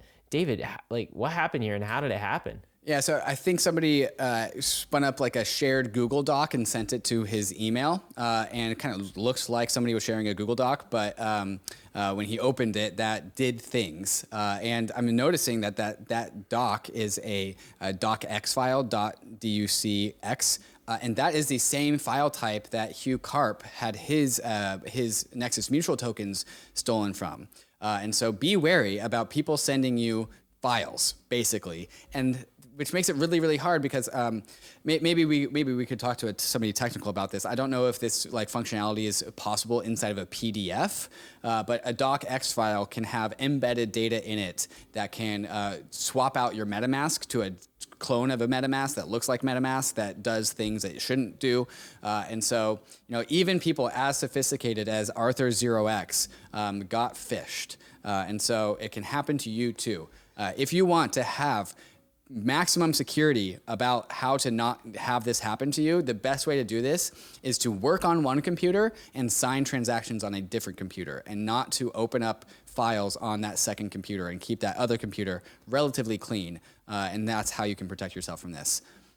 I think that is especially true. The other thing you should do is go read this article that William Pieser put together on Metaversal about this hack and how it happened and how you can protect yourself. Because I think you were talking about the Hugh Karp hack, who's a DeFi founder. The crazy thing about this is with Arthur as well is he's likely stalked, likely targeted, right? So if you have kind of a public reputation in DeFi, I think you should be especially cautious of this type of hack, because not only was he targeted, he was likely targeted by a known group in crypto, the Blue Noroff group, it's called. And there's some speculation that this might be a group out of North Korea that's actually assembled to go attack some of these individuals in crypto and kind of hunt them down, learn their patterns, and actually see where their vulnerabilities were. Because this email that got sent to Arthur was actually somebody from one of his portfolio accounts whom he trusted. So they had inside knowledge of who Arthur might trust and the type of link he might click. Anyway, William concludes this article with a few other resources for you on self-custody, operational security tips, on how to guard yourself, how to store Bitcoin and cryptocurrencies. So go refresh yourself on that if you, especially if you're one of these public high-profile people who might be susceptible to a group like this. Yeah, the same strategy was used with Hugh Karp, where he clicked a document that just made sense for him to receive. It came out of the Nexus community call, and so somebody was like, "Okay, Hugh Karp, here's this document. It's part of the Nexus community call information that we were talking about." So somebody was using relevant information to Hugh Karp just so that when he received this file, he's like, "Oh, this totally makes sense that I'm receiving this file. I will totally click on this." Yes. This is why we also talk about cold storage so often, and the ledger keys. That didn't protect Hugh Karp. Hugh Karp got rugged from his ledger. You're right. It can help with some things, but it doesn't help with this kind of phishing attack. the best thing you can do is just make sure you know exactly what you're signing. And sometimes that's tricky too, but be vigilant, plus up your OPSEC if you can. Let's keep moving. Hollywood, in our Hollywood section. So Disney just released something called Pixar Pals. What are these? These are both the most simple types of NFTs you'll ever see. They are NFTs of Pixar characters, like Woody from Toy Story, Buzz from Toy Story. They are pictures of characters. You can buy them the NFTs coming out of And TV. it's Disney. And it's Disney. Disney's getting in on NFTs. So is DC, the DC Universe, right? The creators of Batman, of course, Marvel's rival. So what are they doing in the NFT space? Digital trading cards of their characters from the Marvel universe. You can buy them as NFTs. Pretty simple, open and shut. They're at the very simple stages of NFTs, right? Yeah, you got to imagine these are just like tests and prototypes, and it's going to get more complicated from here. Let's talk about the institutions a little bit, David. So check this out, man. This is Goldman Sachs homepage. Goldman Sachs. Shall I read it? What's this say? Yeah, read it. Big word, digitalization front and center, with the subtitle, From Cryptocurrencies to the Metaverse, Explore the mega trends that are reshaping economies.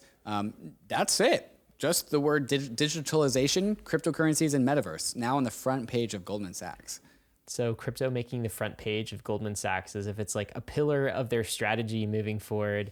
But are they going to get it right? This is Ben's take. He's actually from the Bankless team. Why don't you talk about this? Yeah, Ben, Bankless analyst, head of the GMI index, one of the methodologists, says per command F, where you find something. This Goldman Sachs report on the metaverse and Web3 does not include a single mention of either blockchain or Ethereum. This is a perfect example of why DeFi natives are going to eat their damn lunch. Well said, Ben. That's what we love to hear. That's the right take. Chad Ben's the best Ben. Yeah, like if you don't know what's up, we're just going to learn how to eat you. Like this is the rise of the individual against the institution. Like if you don't know what DeFi is and you're not reporting on it, we're just going to eat your lunch. Yeah, I think we got like at least 5 years of knowledge on these guys, and they're just kind of getting into the space, and I bet they're going to not understand it for a while. But they could if they start like consuming the right content and actually using these protocols and getting in the space. But I think that's it's kind of few. That's not the many who are going to go on that path. They just also as well announced the first OTC crypto trade. Of course, we talked about their partnership with Galaxy Digital last week. Apparently that partnership went forward, and they're actually spending money on crypto right now. Yep, that's that. Let's talk about our friend Elizabeth Warren. What's she up to these days? Being cringe. She introduced a new compliance bill for crypto on the wake of the whole sanctions conversation with Russia. And so it's using the Russian narrative of we need to regulate crypto because you can use crypto to get around sanctions, even though there's absolutely no evidence that that's actually happening. But in addition to that, the bill goes beyond Russian sanctions. An additional provision in the bill would authorize FinCEN, the Financial Crimes Enforcement Network, to force users to report transactions larger than $10,000 if they send them outside of the United States. So if you're a crypto person, you send $10,000 to somebody else that is outside of the United States, you have to report it. But that also begs the question, in what jurisdiction is a smart contract if it exists on Ethereum? Like, does that smart contract, is that outside of the United States? Like it's on the internet. Is the internet outside of the United States? Not only that, but the bill also tries to attempt to regulate publishing code, which is a legal battle that we have already fought before. There's this line that code is speech that came out of the cypherpunks. So basically, you are not allowed to put strings of characters together in a way that creates code and then publish that to Ethereum if this bill goes through without it being regulated. So Elizabeth, rein it in. Yeah, we're disappointed. David and I are disappointed and Very continually disappointed. There's absolutely no reason for this. Like number one, there's no evidence of Russians actually Russian oligarchs actually using crypto to launder money or evade sanctions or anything like that. But even if that was the case, what they actually want to do is basically put you in a database. They want all of your crypto wallets in a database so they have an ID and they can match your ETH address, your crypto wallet address to your identity, right? And that's what would happen if it was any 10K transaction that I sent from like one place to another. I would have to actually make sure the government IDs my wallet. It's absolutely crazy, absolutely insane. This is, I guess, it's the surveillance state trying to reach its tentacles into crypto. What I was super disappointed with is actually one of my senators in Virginia, Mark Warner, co-signed this as well. So I sent some, tweets his way that said basically this kind of financial surveillance is garbage and is what's going to make the next generation leave the U.S. That I was sad to see him to support this. So it's another reminder: tweet at your Congress representatives, tweet at your senators, tweet at the people who are behind this bill, and get your opinion out there, because this sort of thing can't be pushed forward. It's unlikely that this will go through, is what I would say. But the fact that they're even trying. Yes, the fact that they're trying and they're couching this in language as if this is being tough on Russia when really it's just being tough on annoying American for me. citizens. No, it's an authoritarian anti-speech provision that they're trying to push down our throat, using Russia as a justification for that and as a reason for doing that. And if you want to get a taste on the, what's the right descriptor? The dishonest intentions of Elizabeth Warren, there's a clip of her asking somebody who's an expert in crypto about how somebody can use cross-chain bridges to launder billions in dollars of Russian oligarch money. And the guy attempts to answer the questions like, well, Elizabeth, Senator Warren, you can't really, there's not enough liquidity in, she actually referenced the wormhole bridge between Solana and Ethereum. There's not enough liquidity to support $10 billion going from one chain to another. And she's like, and she goes, I don't care about the liquidity. Can you obfuscate funds by going from one chain to another? Can you obfuscate funds by breaking it up into small little wallets and using tumblers and mixers to obfuscate transactions? And the man attempts to answer. Is like, Senator Warren, like, it's too much money. The liquidity isn't there. And she goes, I don't care, but stop asking about the liquidity. Can you do this? And she just refused to listen to the answer.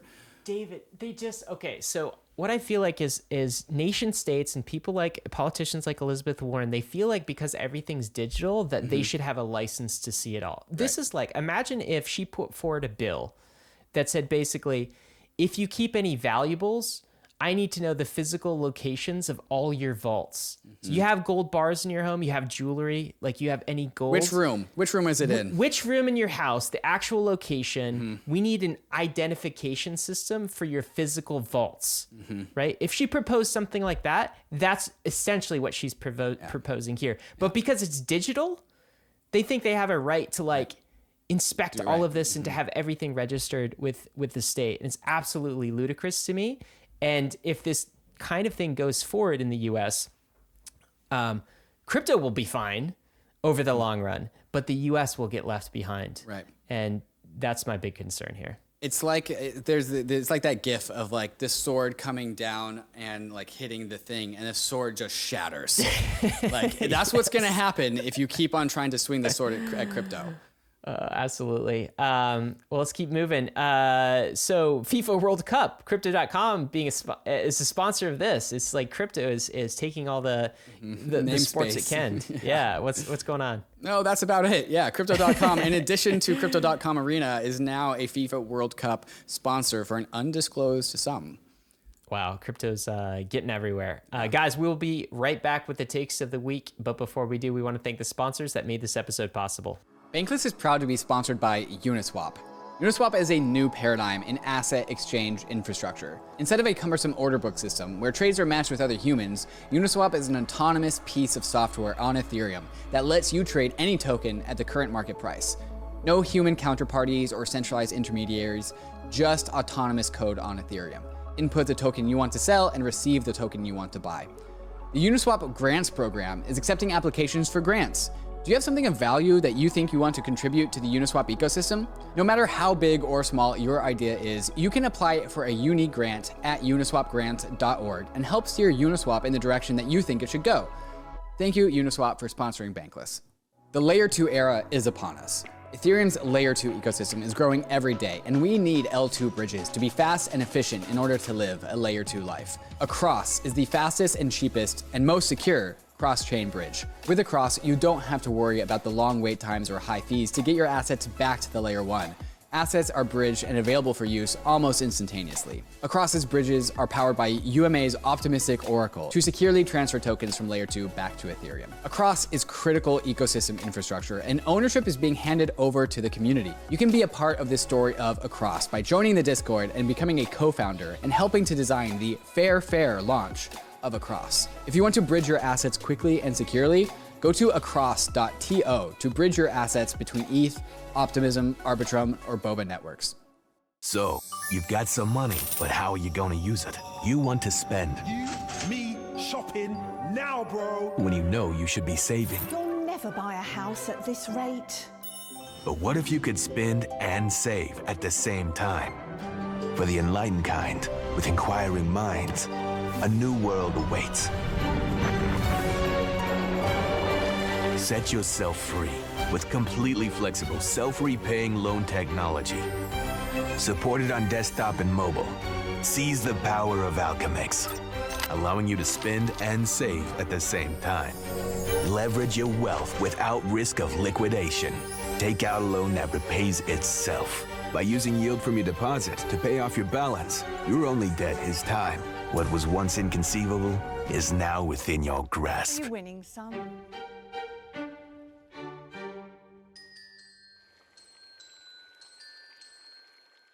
All right, guys, we are back with 2 David Hoffman takes in a row, back to back. My favorite This is a type. great one. All right, I'll read this out. This cultural difference between Vitalik and the other co-founders is such a crucial part of this industry. And you were talking about a cultural difference. This is a quote from Laura Shin's book, Cryptopians. Should I read this last paragraph? Is this where the good part is? Yeah, that's that last paragraph for sure. Okay, this is from the book, Cryptopians.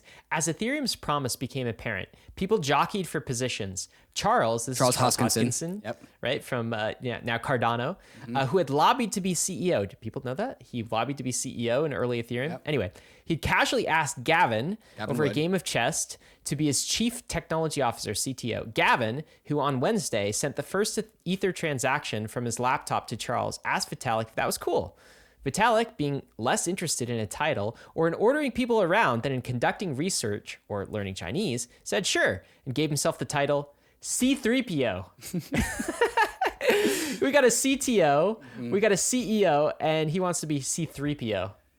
So Hilarious. This is going back to the whole monk perception of Vitalik. The guy does not care about status. The guy does not care about material things. When everyone else is jockeying for position, Vitalik is just letting it go. In the same way Satoshi let Bitcoin go and go off into the world, Vitalik is like, oh, you're going to be CEO? Fine, I'll be C3PO. And this is the culture of that's been baked into Ethereum, not completely, but more than any other smart contract chain. That is really what makes me feel good about being part of Ethereum. This is the culture that I align with, because if we're going to make a new financial world order, if we're going to make a new money for the whole entire globe, we can't have people like Charles Hoskinson, who's jockeying to be a CEO of the new monetary world order. Yeah. You know what? So people say Vitalik has too much power in Ethereum. And so first of all, I disagree. But I do agree that Vitalik does have some power in Ethereum. But there's a difference, because the type of power Vitalik has isn't hard power. It's not top-down authority power. It is soft power. And the fantastic thing about soft power is earned, right? It's a decentralized form of power, because it's only power if people actually follow him and actually believe what he's saying. It's not something that he can enforce on others. Right. They have to consent. Power. Yeah, they have to opt in to that sort of and it's the kind of power a monk would have, or a religious leader, or the Dalai Lama or something like that. And I'm not trying to exalt him into a religious leader, but there's an element of that type of leadership of soft power that I think Vitalik wields very well. And that's the sort of leadership you need in a decentralized system, I've come to realize. And it's just this charm in you'll be CEO, I'll be C3PO. It's the charm of that is just what gets people to believe in this man. And not only that, but even after Vitalik was a billionaire, based on his ETH holdings, he was still staying in hostels, trying to spend the minimum amount of money, just because that's what is downhill for him. That's what's natural to him. Yeah, just a good person all around. The second David Hoffman Second take. Why don't David you read Hoffman this out? take. Yeah. This is about music NFTs. And I was just kind of like thinking about like, why do JPEG NFTs, why are they so much more viral than music NFTs? And what is a music NFT anyways? And so basically the difference in my mind between JPEG NFTs and MP3 NFTs is that you can fully experience a JPEG basically instantaneously, like because it's an image, you can receive it all at once. And music NFTs take time to experience. Like if we're talking about a song, that's like 3+ minutes. So like JPEGs can be instantly viral, right? MP3s take too much time. And I follow that up with the next tweet, Ryan, where you can apply the same thought to like profile picture NFTs. Some NFT art is more viral than others. Like CryptoPunks, extremely obvious aesthetic. Same thing with Bored Apes. Also why I'm bullish on MFers, right? Like it's just so obvious what their vibe is. It's easy for these NFTs to live rent-free in your brain, kind of like a meme, right? These are memes. It's harder, like songs definitely go viral, but like pictures go viral on average way more than songs do, just because like of how laborious it is to consume a whole entire song versus how laborious it is to just view an image. Do you also think that like there's an element of there was an existing hole for PFPs to fill in a way there's not for MP3s? And here's what I mean. Like there's like in all of my social media profiles, there's no place where I can like set my profile song, right? Like that was like maybe in the MySpace days, people did that. Like and people would put it on mute anyways. Right, and people hate that, right? Yeah. But for PFPs, profile pics, I have so many places where I can just like display my image. There's so much surface area in Web 2, and I wonder if that's an insight too. Is like, in order to do really well, at least in this phase of the NFT game, the thing that will make the NFT category popular is, does it have surface area in Web 2? Does it have like a ready-made hole it could just like plop in and fill? Right. I think that might be part of it too. And this is not to say that music NFTs aren't a thing. Like they are absolutely a thing. They just will be a different thing. It'll be a different thing. It'll fill a different niche than like the profile picture NFT. It's not going to go, like music NFTs aren't going to like go viral in the same way that JPEG NFTs will. Yeah. Well, we got it all figured out, guys. Yeah. That's how it's going to happen. This is a good take. I hear a lot of people saying this, that, hey, you guys talk about ETH as ultrasound money and deflationary. Like, isn't deflationary bad? Here's a hot take from Kevin Fitcher. I think deflationary systems are kind of whack, and it's frustrating that deflation is becoming core Ethereum meme. Thanks, Bankless guys. You can say that, but he's on the optimism team, by the way. Okay. Deflation mainly really benefits the people who already have stacks to sit on. I thought this was a fantastic, and that's not the take. This is the take. This is the response from Polynaya. Do you want to read this, David? Yeah, Polynaya says, Ethereum is inflationary. Deflation is not a given. It is earned through surplus demand. The current gas price is 14 Gwei. At this level, there is no deflation. If deflation is earned, it means that the network is undervalued. It's a self-correcting system that minimizes deflation. Okay, so like kind of how like EIP 1559 throttles up or down based on demand, Polynaya is saying a similar dynamic is happening. There's a governor to the system, as in if Ethereum has a ton of utility, if it's very, very useful, then the block space becomes very, very useful, and block space becomes a very high in demand, and a lot of ether gets burned. If Ethereum stops becoming useful, then there's less block space demand, therefore less ether is burned, and Ethereum starts to become inflationary, decreasing the value of ether, making it easier to transact on Ethereum. But as Ethereum becomes more useful, more ether is burned, making it deflationary. The whole it's earned concept, I think, is beautiful, and that's a fantastic take. Ethereum is only deflationary if it is earned by being useful to the world around it.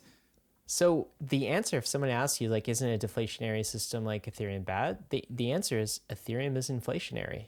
If it's not selling any blocks, it's inflationary. But because it's in demand and selling so many blocks, it actually turns out that's deflationary. At some point in time, it's going to hit this nice equilibrium where those things kind of line up, and then the whole network and block space and everything is kind of fairly valued. Yeah. And the supply of ether is not going to zero. It's not going to zero, right? It's just going down a lot.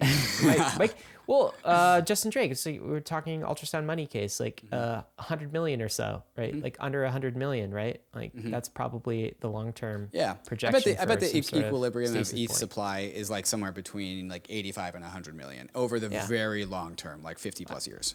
I bet too. I bet. Let's talk about this. This is an Arthur Hayes piece, probably my favorite written piece of the week. Do you want to pull out some takes from this? The title of this is Energy Canceled. Energy Canceled. What's Arthur Hayes' thesis here? What's he saying? Yeah, so this is part of the whole macro conversation that's happening with oil and energy in Russia, but not just that, and all over the world, and also the energy that is basically imbued into currencies and how currencies are basically a store of energy, basically. And when you expend that energy by inflating your currency, well, then you're deleting the last bits of energy that your currency has. Anyways, Arthur Hayes says, the current petrodollar/eurodollar monetary system ended last week, which is a huge statement, with the confiscation of the Russian central bank's fiat currency reserves by the US and the EU, and the removal of certain Russian banks from the SWIFT network. In a generation hence, when this hopefully sad episode of human history concludes, historians will point to 26 February 2022 as the date upon which the system ended, and a new, currently unknown to us system sprouted. Also, shout out to Ray Dalio and the Changing World Order. This is the same energy, same vibe. Great take. What do you think about that, Ryan?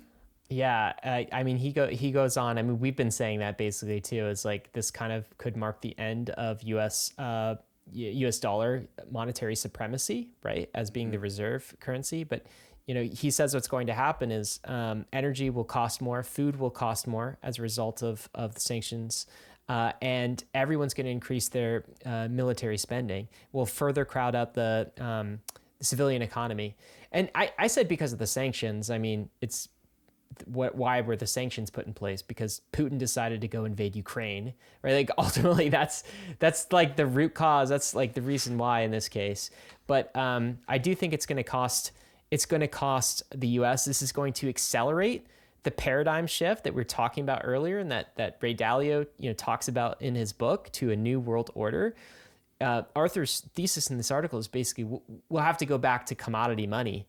Like Bretton Woods V3, basically. So we had Bretton Woods original, V2, 1946, US dollar would be the global reserve currency backed by gold. And then we had Bretton Woods V2, which is like when Nixon got us off the gold standard in the early 1970s. And that's been the regime right now.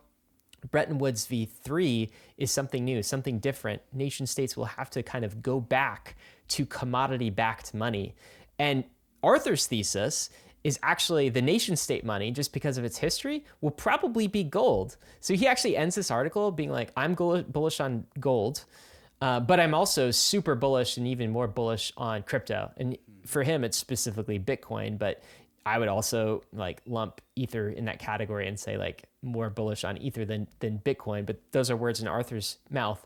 Anyway, commodity money, like death of the US dollar as the reserve currency system, that future I think is accelerating. It still could take many years to play out. It's like not a transformation that's going to happen instantly, but this is another step in that direction, and I think has accelerated things.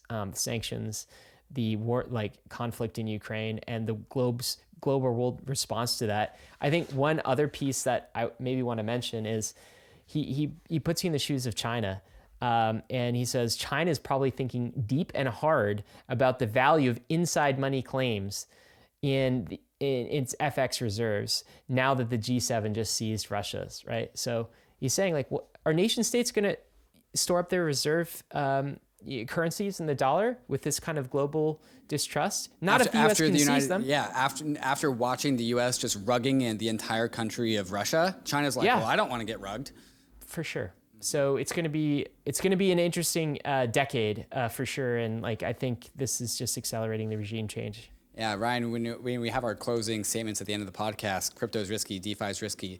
Staying in the same spot, also risky.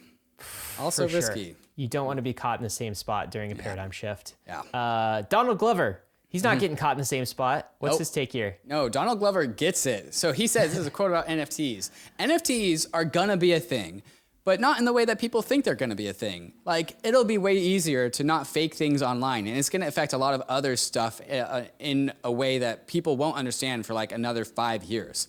Oh yeah, remember when we had all that corruption in this section and now it's gone because you basically can't lie about this? That's probably what's going to happen. This is a live quote out of Donald Glover from South by Southwest. Very rare to see a hot and accurate take from a celebrity. Nice job, Donald. Nice job, Donald. We love it. We love it. Yes. I think this man's brilliant. I think he's a genius. So I'm not super surprised that he gets NFTs, but well articulated. Last take of the week, another NFT take. David, what's this one from Jimmy.eth? Yeah, J1MMY, Jimmy.eth. He was recently on the Overpriced JPEGs podcast when talking about a very similar subject. He goes, in the future, most NFTs will be all data and no media. And I think we will look back on the current state of NFTs with embedded photos that aren't actually embedded as like analog NFTs. Skeuomorphic NFTs. And so this is a little bit like the loot NFT vibe, where instead of having like this point to a picture, instead all of the value of the NFT will be embedded inside of it. And we're actually starting to see this. While listening to this podcast, I learned that the Cypher Brokers NFT project, they have a bunch of SVG files, like all the properties of a profile picture NFT, like the blue shirt, 3D sunglasses, beanie caps, like cypherpunk hair or whatever. All of these properties for the cypherpunks NFTs are SVG files that are embedded into Ethereum on chain.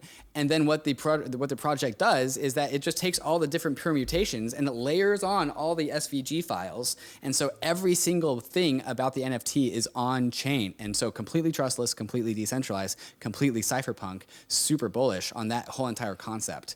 And so the idea that like we are going to point outwards for the data that our NFTs represents is short term. Yeah, that's a really good take. And for people who aren't following what an SVG file is, right? So that's basically like, it's a different type of image format, but it can be all distilled to a bunch of numbers, a bunch of data, basically. And that's different from like bitmap style images, of which, a GIF is one and a JPEG's one, which can't really be distilled into data and can't be embedded on a chain. So with like JPEG NFTs, which have been this current generation of NFTs, all you can really do on chain, except in cases like CryptoPunks, where the image is like really small enough and able to be fully embedded on chain, is like you're generally putting a pointer out to an external bitmap image somewhere, right? With SVGs, you can just put all of the data on chain, and then, wow, the metaverse could fully manifest this particular object or image in any way it chooses to do so, because all of the data behind that image is on chain. So that's part of it. I don't think Jimmy's saying like there's going to be no graphics on chain and it's all going to be like data, but it'll be more like vector style images rather than maybe like bitmap style JPEGs and GIFs. When we did our Defining the Metaverse episode, Ryan, the line, the metaverse is rendered at the periphery, perfectly aligns with this. Like, that's cool. Data at the center, compressed, highly dense data at the center, and then it's rendered locally on your computers because they're just given instructions on how to render it. So when Jimmy says the future of NFTs will be all data, the data is instructions on how to render the metaverse in your local computer, wherever you are in the world. Wait, who said that? The metaverse is rendered at the periphery. Did we say that? That's my line, yeah. That's a great line. That's a David Hoffman original, brother. Wow. Yeah, you like that one? That's great. Yeah. No, I love that one. That's we should start a podcast there. What are you excited about this week, man? Oh my God, Ryan. Okay, so I made this meme earlier this morning about like, all right, what narrative am I trying to promote on Twitter? Do I want L222 or do I want the merge? And so it's the meme is the guy like sweating his face, like doesn't know which button to press. Like what do I shill, L222 or do I shill the merge? Because like the thing is, I think they're both happening around the same time. I think L222 and the merge is gonna happen towards end of Q2, start of Q3, mutual climax time. I think that's what's about to happen, right? Wow, very exciting year. Right. Of course somebody would be excited about that. A new article by David Hoffman, the mutual climax. The mutual climax thesis. Wow, this is the type of content people subscribe to Bankless for. Right. That's exactly right. Ryan, man. What are you excited about? I don't think I can top that. Mine was going to be the institutions are here. They're not just coming, but they're here. And that's also an unfortunate turn of phrase. Yes, but anyway, yes, it the is. institutions are here is the bottom line. So there was this phrase repeated over and over again in 2018. The institutions are coming. The institutions are coming. Like there won't be a bear market was kind of the implication, because like Big copium. institutions would buy our bags. Yeah. And that really never happened. Nope. The institutions were nowhere come. in They did not 2018, come, 2019. Goldman Sachs was not talking about digitization on their homepage. They were not buying DeFi. No one believed in it. Ethereum was dead. Bitcoin was just hanging by a thread. But now they're here, okay? Like this week, digitization on the Goldman Sachs homepage. They just announced their first trade. We talked about that earlier. Bridgewater, Ray Dalio, massive fund. Not only like in terms of assets under management, but in terms of like institutional respect, right? This guy's like a global leader. They're doing crypto now. Qualcomm even, their Metaverse fund, right? The institutions are here. They're not coming anywhere. They're here. And that is like, that is a shift. I don't know when it happened.